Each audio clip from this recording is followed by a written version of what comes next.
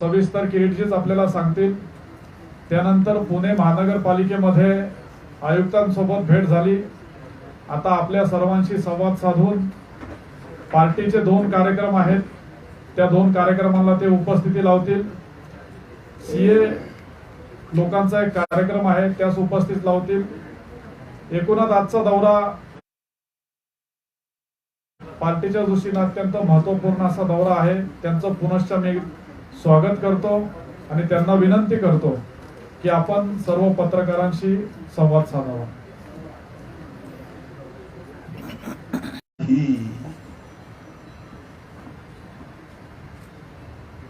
Powerful Pawar 15 दिवस किंवा 1.25 महिने 27,000 शेतकरी सदस्य ज्यांनी जरंडेश्वर साखर कारखाना बदल स्वतःची जमीन दिली, भागधारक 3-3 हजार रुपये दिले। ते 1.25-2 महिन्यापूर्वी मला येऊन भेटले होते की आम्हा 27,000 लोकांचा कारखाना आमच्याकडून काढून घेतला। तेव्हापासून मी पवार परिवाराला एकच प्रश्न विचारतोय, जरंडेश्वर साखर कारखान्याचा मालक कोण? त्यांनी उत्तर नाही दिलं। मी तुमच्या समोर हा पूर्ण डॉक्युमेंटरी एव्हिडन्सेस ठेवत आहे। अजित पवारांचा, पवार परिवाराचा, त्यात अजित पवार परिवाराचा चोपडा हिशोब आपल्या समोर ठेवत आहे। त्यात आज जरंडेश्वर अधिक बोलणार, पण बाकी कंपन्यांची पण नावं दिलेली आहेत आणि त्या बाकी कंपन्यांमध्ये कोण कोण बिल्डर, कोण पार्टनर आहे, काय आहेत, त्या सगळ्यांचा हिशोब घ्यायला इन्कम टॅक्स 7 दिवस टोटल मारत आहे तरी लागला नाहीये। जरंडेश्वर साखर कारखाना मुंबई उच्च न्यायालयाने आपल्या निर्णयात स्पष्ट म्हटलं आहे, जरंडेश्वर साखर कारखाना खरेदी विक्रीमध्ये घोटाळा झाला आहे, त्याची चौकशी झाली पाहिजे। याचा आदेश economic offence wing of Maharashtra police आणि ईडी ला दिली आणि अजित पवार जरंडेश्वर साखर लोन कमिटीचे अध्यक्ष आणि या 3, कारण की राज्य सरकारचे पैसे त्यात, हे फायनान्स मिनिस्टर म्हणून जे राज्य सहकारी बँकेला पैसा जातो तो फायनान्स मिनिस्टर मंजूर करतो। तर अजित पवारांनी स्वतः त्या कारखान्याची विक्री केली, लिलाव केलं आणि स्वतःच्या कंपनीला घेतला। खरं म्हणजे सगळ्यांचं उल्लंघन केलं आणि स्वतः घेतला, तो बेनामी घेतला। म्हणून उपमुख्यमंत्र्यांनी सगळ्या नियमांचं उल्लंघन केलं आहे, त्यांना उपमुख्यमंत्री राहता येत नाही। गेली काही दिवस इन्कम टॅक्सचा धाडी सुरू आहे आणि त्यात अजित पवारांनी पहिल्या दिवशी खूप मोठं भावुक स्टेटमेंट केलं। काय स्टेटमेंट केलं? हे भारतीय जनता पार्टी, केंद्र सरकार किती हीन दर्जाचं राजकारण करते। माझ्या बहिणीच्या घरी धाडी, मला पुण्यातली प्रति माहिती असते पण परिवाराची फार माहिती नसते। म्हणून माझा प्रश्न अजित पवारांना आहे, शरद पवारांना आहे, रोहित पवारांना आहे, पार्थ पवारांना आहे आणि सुप्रिया ताईंना आहे।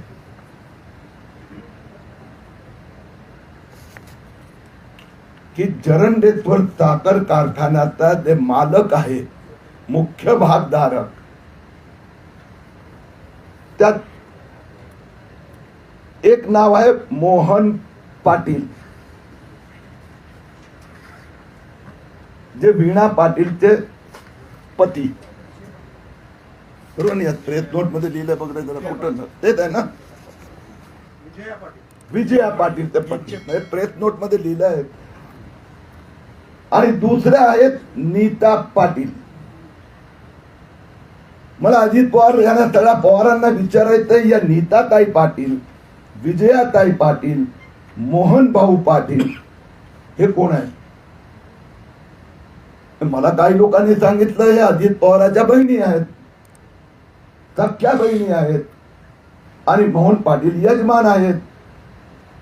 आता खरं खोटं काय आहे ते पवारांनी स्पष्टता करावी.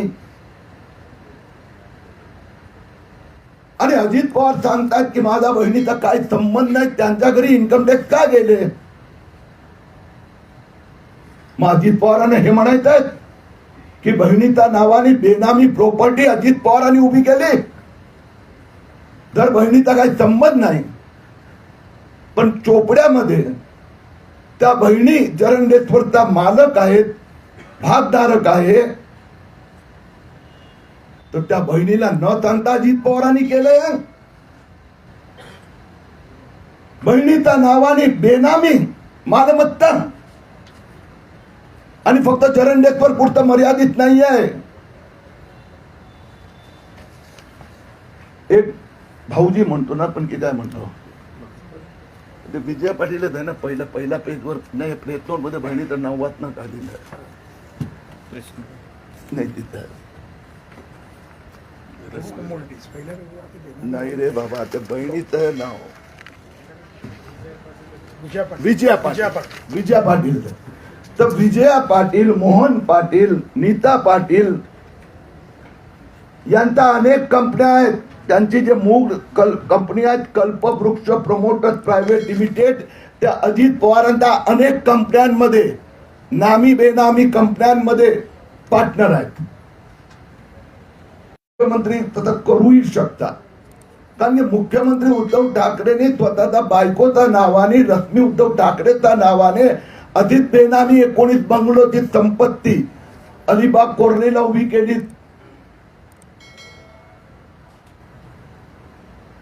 आणि ही जी कंपनी आहे जरंडेश्वर साखर कारखाना, जरंडेश्वर शुगर प्रायव्हेट लिमिटेड, त्या कंपनीचे 90.5% शेअर्स 27 लेअर उभे केली अजित पवार. 27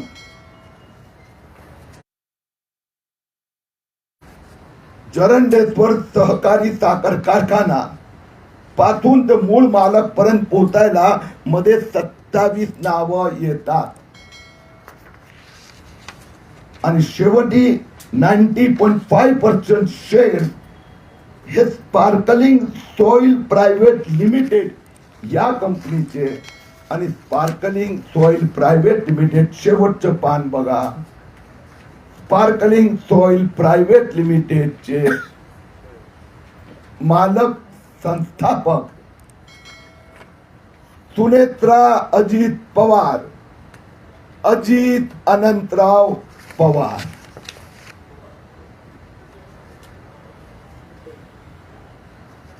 याला म्हणतात पवार परिवार. या कंपन्यांचा गुंतवणूक डिरेक्ट इनडिरेक्ट, नामी बेनामी 57 कंपन्यांपर्यंत आमची टीम पोहोचू शकली आहे. आमची अजून पुढे आय डोंट नो. 57 प्रोजेक्ट कंपन्या प्रकल्पात अजित पवार परिवार, नामी बेनामी संपत्ती. मग त्यात अंबालिका शुगर पण आहेत, 9 element developer private limited, Vikram Kakade construction private limited, Praturna trading private limited, Nanded city developers and construction. एक आणखीन एक, अजित पवार म्हणजे काय, किरीट सोमय्या म्हणजे काय? हे तर सगळे पवार, पार्थ पवार, रोहित पवार, शरद पवार, अजित पवार, सुप्रियाता, हे सगळे एका वाक्यात. ईडीचा प्रवक्ता कोण? किरीट सोमय्या. आता म्हणणार इन्कम टॅक्सचा प्रवक्ता कोण? किरीट सोमय्या. पण ताई मग हे पण सांगा ना जरा, अजित पवारांच्या अनेक कंपन्यांमध्ये आर्थिक व्यवहार आहेत. त्यातल्या एका कंपनीचं नाव आहे यश वी ज्वेल्स कंपनी. हे मी जे बोलतो ते सगळे कागदपत्र देतोय. यश वी ज्वेल्स कंपनी ही शेल कंपनी आहे. यश वी ज्वेल्स कंपनी हे 23 एप्रिल 2009 रोजी सेबीने प्रतिबंधित केलेली shell company, bogus company.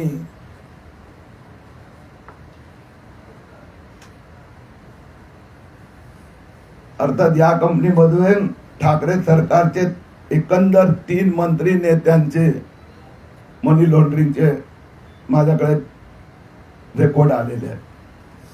Yash we jewel मधून ठाकरे सरकारचे 3 मंत्री ऑब्लिक नेत्यांनी हात धुवून घेतले आहेत. म्हणजे काळं तर पांढरं केलंय, मनी laundering.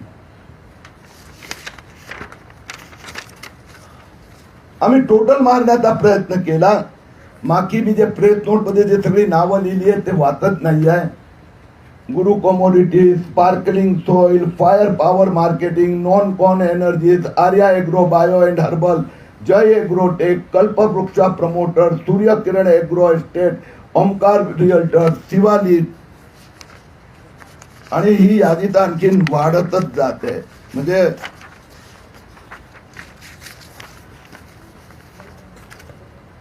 BFS chemical, fire power estate, Y creation, Sujay agro, Arth agro, हिंदुस्थानातली अजित पवार आणि सहकार्यांवरची हिंदुस्थानातली सगळ्यात मोठी इन्कम टॅक्स रेड आहे. 7 दिवस चालू आहे. माझ्या माहितीप्रमाणे 24 पेक्षा जास्त प्रमोटर, डिरेक्टर्स, ओनर्स, कंपन्या प्रकल्पांपर्यंत पोचले आहे. कुठे भिंतीचा आड लोकर होतात त्यातनं काहीतरी सापडते, तर कुठे बेसमेंट मध्ये, पार्किंग प्लॉट मध्ये जे सर्व्हर रूम मधून काहीतरी सापडते. नेटफ्लिक्सनी जर सिरियल बनवायची ठरवली तर अजित पवारांना किमान 200-400 कोटी रुपये रॉयल्टी मिळू शकेल. कारण की कदाचित season 1, season 2, season 3 10 episode, 13 episode. Season 1, season 2 म्हणजे हे अजित पवार आहे ना, आणखी बाकी पवारांचं बाकी आहे ना. सीझन 1 मध्ये अजित पवार. आणि म्हणून शेवटी एवढंच सांगतो, ठाकरे पवार सरकार 1 नंबरची घोटाळेबाज सरकार आहेत.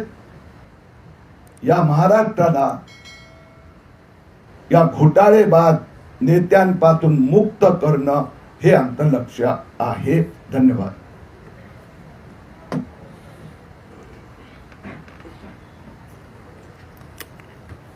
आयकर विभागाच्या छाप्यात आतापर्यंत काय काय सापडलं? तुम्ही काहीतरी आम्हाला यादी दिली, आता 2-3 ठिकाणी सांगितलंय. अजून सांगा नेमकं अजून काय काय सापडले?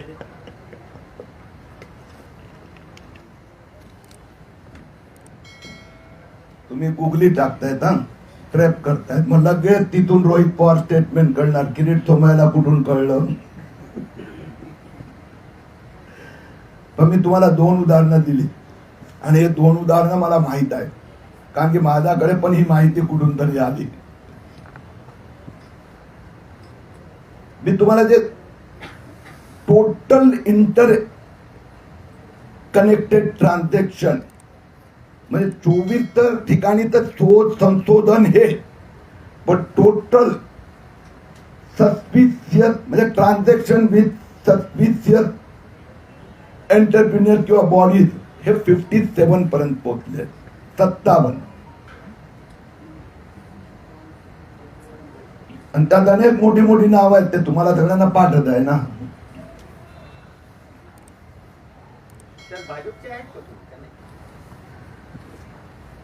आता हे तुम्ही आणि मी पण असू शकतो. मी तुम्हाला उत्तरच देतोय दादा, मी उत्तर देतोय, मी उत्तर देतोय दादा. म्हणजे मी भाजपचाच झालो ना, तुमचा बदल नाही बोललो मी. तुम्ही म्हणजे मी म्हणालो सामान्य माणूस पण असू शकतो आणि किरीट तुम्ही असू शकतो. कारण की तुम्हाला आणि मला, मी इमानदारीत सांगतो, मला माहित नव्हतं की जरंडेश्वर मध्ये एवढी लेअर आणि बहिणी असेल. मी इमानदारीत सांगतो, मला माहित नव्हतं. अजित पवार कुठेतरी आहे हे म्हणजे समजलं होतं, पण शोधायचं होतं. तर याच्यात कसं असते ना की आता त्या बेनामी कंपनी बद्दल सोबत कुणाचेही ट्रान्झॅक्शन झाले तर we can blame that person. तर बीजेपी महापौर बद्दल पण होऊ शकतं, त्याला काय माहित. हे कपड्याचं दुकान अजित पवारांचं बेनामी दुकान आहे, तो जाऊन शर्ट घेऊन येणार. म्हणून मुद्दा असा आहे, आपण काय म्हणतो कनायवंत म्हणतो, म्हणजे मी माझा भाषेत सांगतो, माझ्यामध्ये ज्याला आपण म्हणतो ना investigative. Connivance is a different thing. मला कनायवंत भाजपचं कोणी अजित पवार बरोबर आता अजूनपर्यंत ऐकलं नाहीये. आपण कनायवंत म्हणतो. कोणी दुसरा बिझनेस एंटरप्रेनरनी पण त्याच्यासोबत जॉईंट व्हेंचर केलं, आय वॉन्ट ब्लेम इट. परंतु इथे काय झालं, स्वतः उपमुख्यमंत्री, स्वतः फायनान्स मिनिस्टर, स्वतः महाराष्ट्र राज्य सहकारी बँक चालवतात. एकंदर बीड प्री बीड मीटिंग मध्ये 22 कंपन्या आल्या. किती? 22. त्या एकानेही बीड सबमिट केली नाही, नॉट सिंगल. आणि 23वा कंपनीने केली गुरु कमोडिटीने, 65 कोटी मध्ये त्याला दिलं. पण गुरु म्हणतात ना, पवार म्हणजे गुरु, पवार म्हणजे महाराष्ट्राचे गुरुच मानतात स्वतःला. तर गुरुच आहे ना, म्हणून नाव पण गुरु कमोडिटी. त्या गुरु कमोडिटीला 65 कोटी अजित पवारने दिले मागच्या दारातून. त्याला गुरुच म्हणावं लागणार ना. म्हणून माझा उद्धव ठाकरे दिना आणि राज्यपालांना आव्हान आहे, this is 100% violation of code of conduct. मी हे सगळे डॉक्युमेंट इन्कम टॅक्स कडे असेल पण तरी अधिकृतरित्या इन्कम टॅक्स ईडी राज्यपालांना सुपूर्द करणार आहे. They must check. कारण की मंत्र्यांवर व्यवसाय करण्यावर प्रतिबंध नाही, पण जर ते जे निर्णय घेतात त्याचा आर्थिक फायदा त्यांचा संस्थांना होत असेल तर त्याला ते करता येत नाही. अजित पवारांनी त्या सगळ्याचा भंग केला. हायकोर्टाने इन्व्हेस्टिगेशनचा ऑर्डर दिलाय. मी तर या लोकांना आग्रह करणार, त्याचा रिपोर्ट लवकर हायकोर्टाला द्या.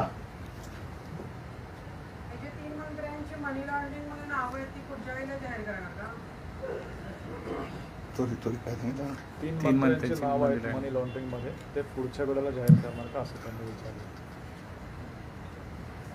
मोठी आहे शेल कंपनीमध्ये त्यांचं भागीदारी आहे, काय मनी लॉन्ड्रिंग झाली.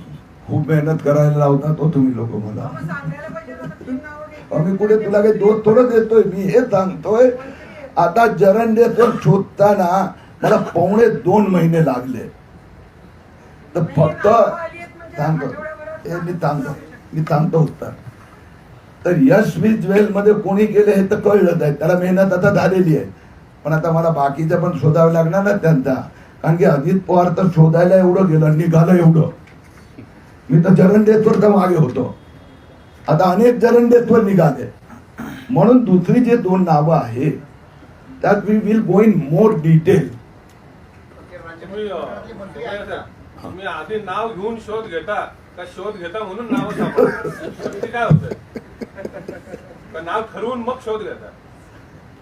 नाव ठरवण्याचा अधिकार फक्त पवार परिवाराला दिले. नाव ठेवतात ते की किरीट सोमय्या ईडीचा प्रवक्ता, नाव ठेवतात ते किरीट सोमय्या सीबीआयचा प्रवक्ता. आणि मी म्हणतो पवार परिवार साहेब, तुम्ही घोटाळे करतात त्याच्यावर बोला ना. किरीट सोमय्यांनी शोधला की इन्व्हेस्टिगेटिव्ह जर्नालिझम मुळे तो बाहेर आला किंवा कुठला तरी आरटीआय ऍक्टिव्हिटी मध्ये आला. तुम्ही एवढा घोटाळा केला त्याचं उत्तर का देत नाही? आमचं संशोधन वेगवेगळ्या पद्धतीचं असते. काही काही वेळी अनेक लोक येऊन माहिती देतात. जरंडेश्वरच्या विषयी मी डिटेल मध्ये गेलो त्यावेळी ते 27,000 शेतकऱ्यांचे प्रतिनिधी 2दा मुंबईत येऊन भेटले, एकदा साताराला भेटले.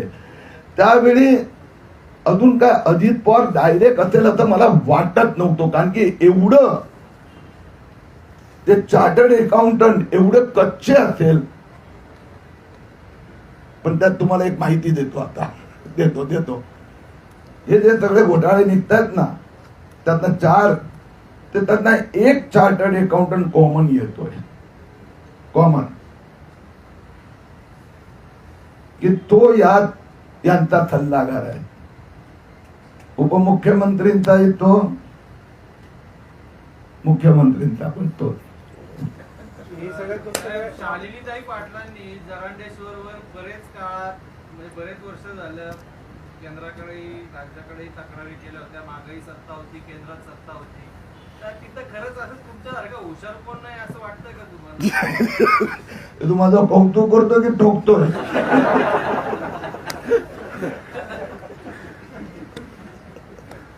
आणि माझ्या पक्षात तर जिवंत राहू दे मला भाऊ.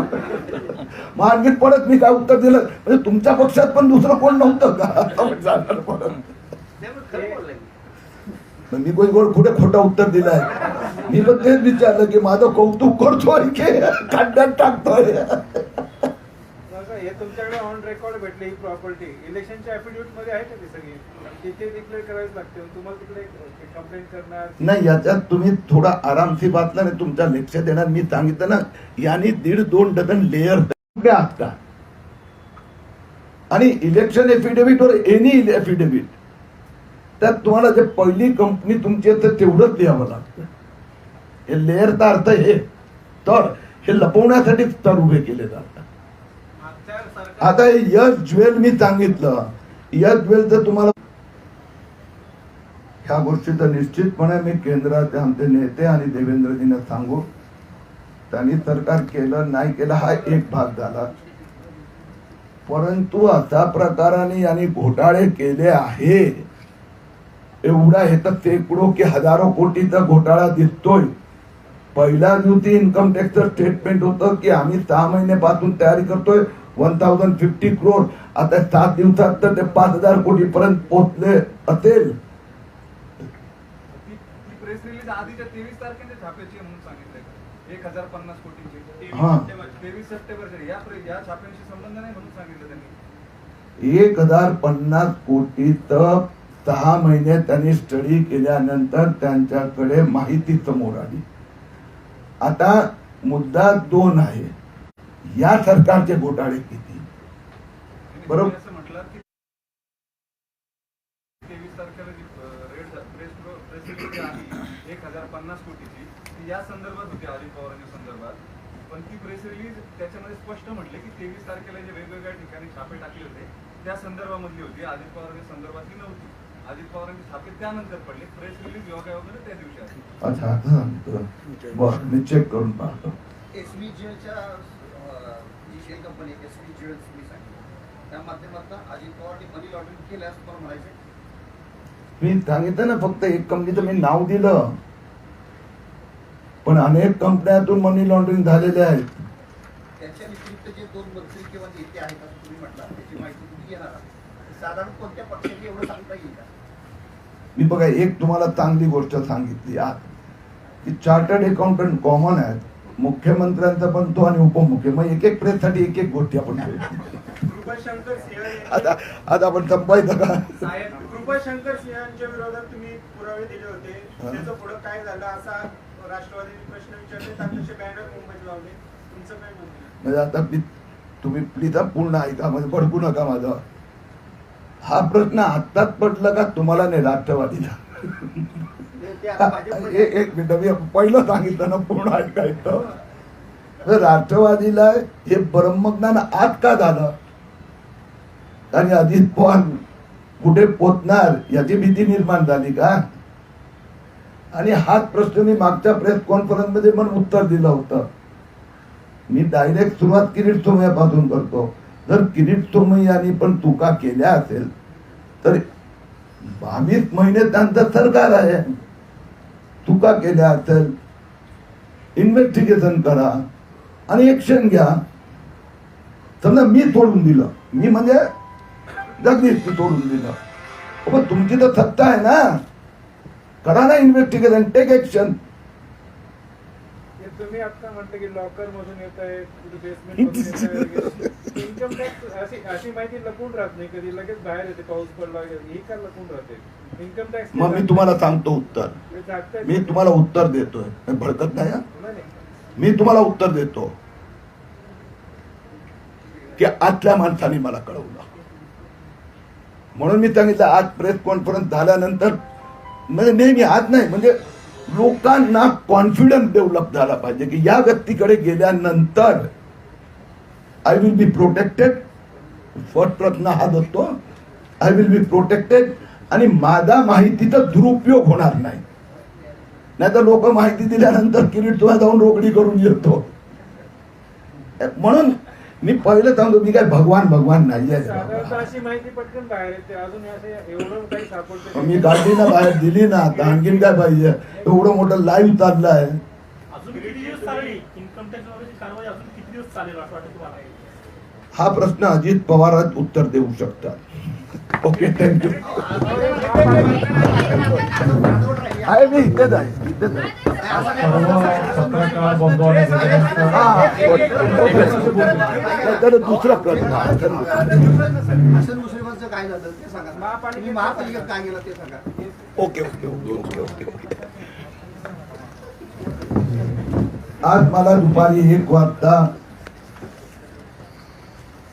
Anti corruption bureau Pune headquarter मध्ये, म्हणजे झोनल हेडक्वार्टर मध्ये स्टेटमेंट देण्यासाठी, आता त्यांनी माझ्या घरी येणार किंवा मी इथे यावं. तर अँटी करप्शन ब्युरोचे 5 अधिकारी आणि माझे आमचे अध्यक्ष पण होते.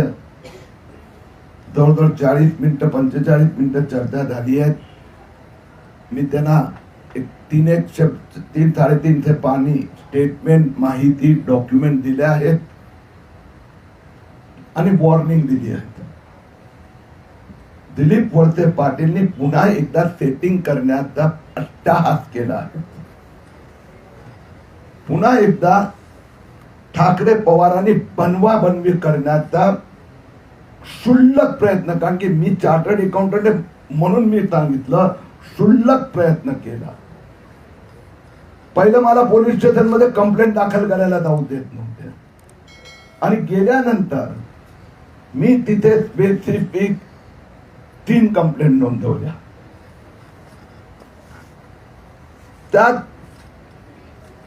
एक होती सर सेनापती कारखाना घोरपडे, म्हणजे दुसरी गड इंग्लज साखर कारखाना, आणि तिसरी ग्रामपंचायत 1500 कोटीचा टेंडर घोटाळा. मुरगुड पोलीस स्टेशनच्या इन्स्पेक्टरने मला फोन केला तुमचं डिटेल स्टेटमेंट घेण्यासाठी, आणि तुम्ही आणखीन पेपर देणार आहात, त्यासाठी मी मुंबईला येत आहे. रात्री आदल्या दिवशी फोन आला आणि दुसऱ्या दिवशी पत्र आलं की तुमची कंप्लेंट आता अँटी करप्शनला ट्रान्सफर केली आहे. खरं म्हणजे चीटिंग, फ्रॉड, फोर्जरीची कंप्लेंट हे IPC मधली आहेत. हसन मुश्रीफ परिवार, त्यांच्या मुलांनी ज्या कंपन्या डेड आहेत, डेड मृत कंपन्या, त्यांच्या नावाने अकाउंट उघडलं, करोडो रुपये त्यातून स्वतःच्या अकाउंट मध्ये ट्रान्सफर केले आहेत. तर ती कंप्लेंट त्यांनी अँटी करप्शनला पाठवली. अँटी करप्शनचा काही संबंधच नाहीये. आणि जे ग्राम विकास मंत्रालयाचं जे टेंडर TDS सगळ्या ग्रामपंचायतचं हसन मुश्रीफचं जावई जयद तुत्रे मॅनेजमेंट प्रायव्हेट लिमिटेडला 1500 कोटी रुपयाचा कॉन्ट्रॅक्ट दिला. जो भ्रष्टाचार आहे, मंत्र्यांनी स्वतःचाच मंत्रालयाचा खोट्या पद्धतीने स्वतःचा परिवाराचा जावयाचा कंपनीला ती कंप्लेंट अँटी करप्शनला पाठवलीच नाही. आणि म्हणून मी तिथे वॉर्निंग देऊन आलो आहे. रायटिंग मध्ये दिलाय, IPC वाली कंप्लेंट मुरगुड पोलीस स्टेशनला त्यांनी चौकशी करायला हवी. आणि त्यांनी मला सांगितलं तिसरी कंप्लेंट आली नाही, त्याला डॉक्युमेंट दाखवलं आणि त्याच्या सहकार्याने कबूल केलं. तिसरी कंप्लेंट पण झालेली आहे, त्याचे डॉक्युमेंट मी त्यांना दिलेले आहेत. आणखीन त्यांना स्पष्टीकरण हवं होतं, ते आठवड्याभरात पाठवणार. हसन मुश्रीफ परिवार यांच्यावर IPC 420 आणि जे सेक्शन दिले त्याचा वर कारवाई व्हायला हवी. मुलांनी जी कंपनी 10 वर्षापूर्वी मृत घोषित झाली होती त्या कंपनीत ना फायनान्शियल ट्रान्झॅक्शन केले. It is nothing but money laundering and forgery.